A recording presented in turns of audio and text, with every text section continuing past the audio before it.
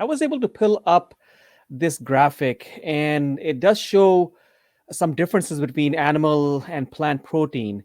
And as you rightly mentioned, chicken definitely brings you a lot more protein than, for example, you would say beans would, or even possibly even tofu per 100 grams over here. Almonds seem to be doing a slightly better job, but how many almonds can you actually take in? And the amount of protein you will get, you will end up consuming a lot more calories if you look at this. And if you compare with the Hmm. amount of calories you get from chickens with the same amount of grams, it's 158 calories. Whereas from almonds, you have to eat around 579 calories of almonds to get a higher level of protein in your diet. So this is definitely a significant aspect to consider, that the quality of protein and the amount of protein that people need to ingest. And especially we have seen that protein is essential for all types of biological functions. How would you comment that people who are vegetarian and vegan have been able to, in a way, adequately maintain their life and health for maybe throughout their lives?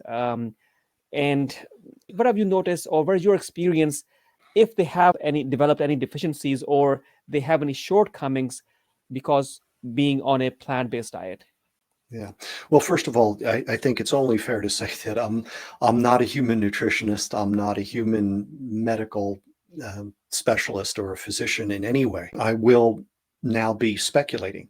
Um, I just yesterday put together from someone else's post more than 40 citations of human beings being harmed from either following or having their mothers on a vegan slash vegetarian slash macrobiotic diet.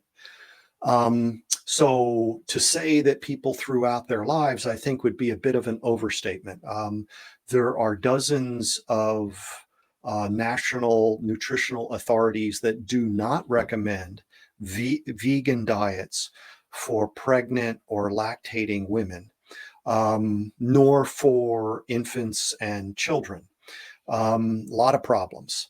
One wonders about what happens to seniors as they advance in age, because we understand from other work that they need a higher quality diet because they become less efficient at utilizing the nutrients for a number of reasons, maybe reduced intake, those sorts of things. So, and I think the other point that we need to acknowledge is that we play games with the names. So vegan, I'm going to define as solely plant source foods. A carnivore is going to be solely animal source foods.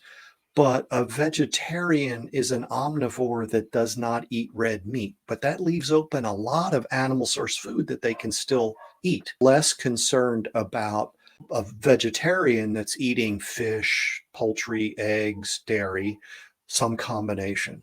But when people get to solely plant source foods, I become very concerned, especially, as I said, when children are involved. I think it's also important to recognize that there's been some forces, for lack of a better, some influences involved in the conversation space that play games with definitions. So I believe I understand this properly, that in the Seventh-day Adventist studies that they publish, they define vegan and vegetarian in a way that I would not implicitly understand them. So in their definition of you can eat meat once a week and be a vegetarian. You can eat meat once a month and be a vegan. And that's then they use those terms based on their definitions to then, reach their conclusions. Well, I think that's a little misleading when the public, I think, is going to understand those terms differently. No, exactly. And I think you have a point there, because people do like to mix and match. And I think it's probably reasonable if people are able to maintain a certain diet or a lifestyle and give other dietary aspects, or have other types of food intake.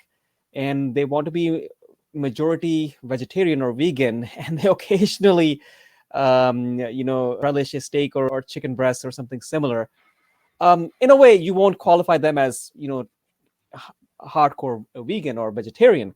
Thanks for watching, and I appreciate you as a valuable viewer. And if you liked this segment, you can watch all of the different individual segments or the whole podcast to have a broader understanding on this topic. Just check the links in the description or what you see on the screen right now. I'm Dr. Umer Khan. Looking forward to seeing you again. Thank you.